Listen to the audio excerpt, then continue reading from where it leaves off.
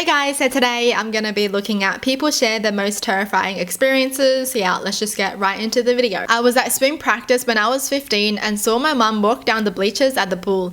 I then looked away because maybe she was going to take a call like I thought.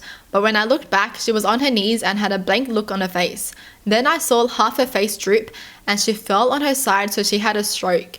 I remember getting out of the pool and running to her aid. That was her fourth stroke and I was terrified that that would have been her last, but she's recovered and doing amazing. Oh, thank gosh. Oh my gosh, her fourth stroke. Yo, she is a fighter, dude. She's amazing. She's so strong. Whoa, that's so scary. You know, the fact that they saw that but they couldn't do anything. Like, they can't do anything. They just have to hope for the best, man. I was caving once, spelunking. Spelunking? Is that how you say it? And there was a tight section that I had to squeeze through and then go downwards. Got into the cave fine, but on the way out I got stuck. For reference, think approximately 500 meters below solid rock. No cell reception, no light other than my headlamp.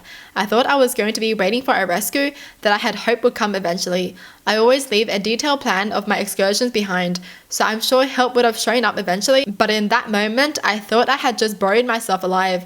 I eventually was able to backtrack a bit and reposition myself in a way that I was able to squeeze through, but I had not been back in a cave since. Good! Dude, people who explore caves, especially tight caves, where they can get stuck, that scares me, man. I'm just like, why? Why would you do that, man? One day I was sitting at home alone watching TV in the living room. There was a large glass sliding door to the terrace that was halfway open to let some night breeze roam the house. As I was watching TV, suddenly I heard the loudest, most ear-screeching scream of my life. Not knowing what it was, coming from the right on the other side of the sliding door, I rushed to it and closed it to see a pair of eyes staring at me. Long story short, it turned out to be a fox that screamed when it saw me. A fox? Are you kidding me? Why would the fox scream at them, huh? The fox. The fox. I didn't know foxes scream at people. I just know that they go. There's a video on YouTube where the fox goes. Why though? Why did it scream? I just want to know why. I was a child, maybe 10. My brother and I were home alone. The weather was looking really grim. We kept an eye on the TV to make sure we knew what was going on. The weatherman said the tornado watch had been upgraded to a tornado warning. About 2 minutes later, the power went out. Then the siren started blaring. I remember looking outside and seeing this giant spiraling column of air in the distance. It was coming this way. Luckily, it didn't get us close enough to do any damage, but I will never forget the fear I had when I saw that tornado. Right, you just think you're about to die and like your house is gone, right? That's scary. When I was 8, I went into the wave pool at the water park. The shallow end had swimmers, but the deep end had inner tubes, which you could rent for a few bucks, separated by a little rope. I tried to stay in the shallow end, but I was not the strongest swimmer, and I kept getting pulled deeper. I ended up under the inner tubes. I was trying to surface, but the tubes kept going over my head. It was like trying to swim under an ice floe. Every time I saw a gap, it would close before I could get through. I was running out of air, my lungs burned, and my vision was getting dark around the edges. I finally scrambled onto a tube, and the teenagers yelled at me to get my own tube and pushed me back in. That was when I thought I was going to die. Then someone grabbed my hair and started pulling me up. A man pulled me onto his inner tube and flagged down a lifeguard. They brought me back to my absolutely panicked mother. Oh my god! The other people pushed him back. Like, yo, if you see a kid that looks like he's in trouble, you better try to help him, not push him to go die. Are you kidding me? My friends and I always walked home from school on the train tracks in junior high. There was a long bridge across a river, not like Stand By Me. There were 2 tracks and it had a rickety wooden railing and a side walkway consisting of 2 boards. One of my friends always refused to cross it, and he would climb down the embankment and cross on the road bridge way below and meet us on the other side.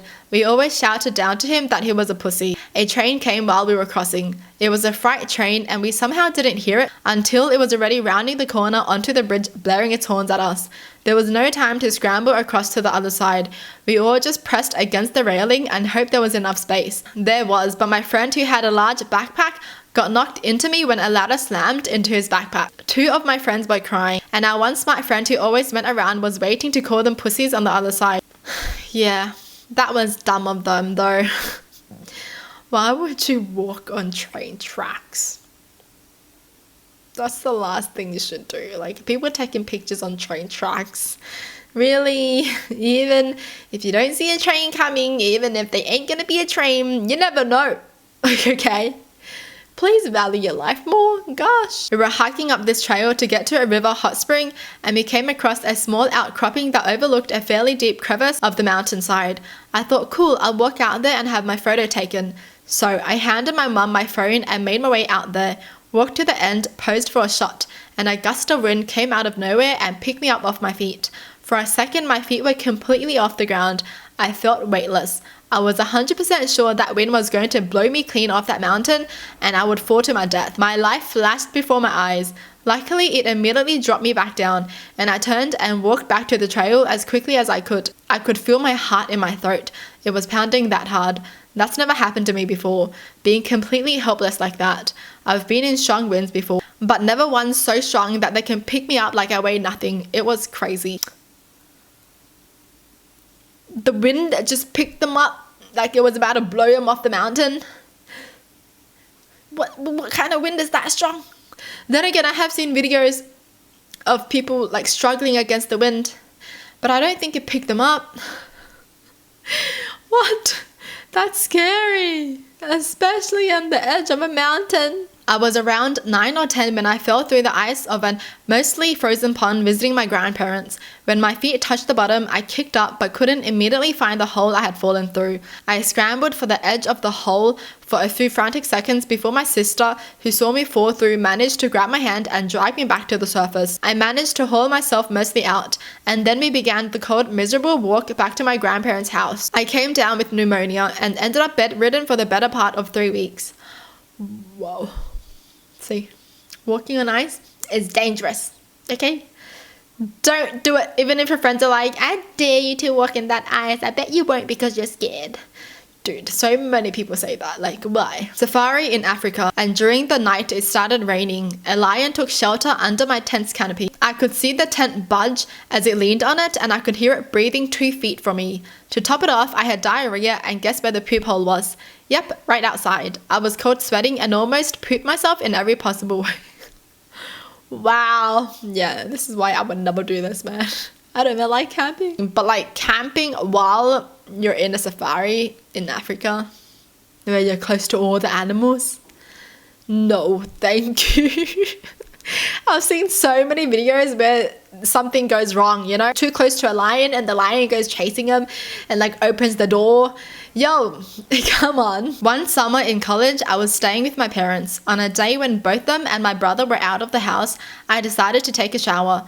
Turned on the water, realized I needed to poo, and just left the water going while I was doing my business.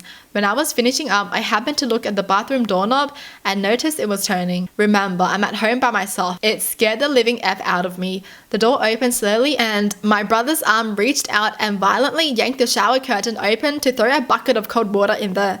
Of course, I was sitting on the pot on the other side of the room, so he missed his target. That's horrifying. The fact that you think no one's at home, right? And you're in the toilet and then the doorknob starts turning. Yeah. I guess life is over. Well, that's it for the video. Hope you guys enjoyed. Tell me in the comments down below what your thoughts are. And as always, thanks for watching. Hope you guys liked it. And I'll see you guys next time. Bye.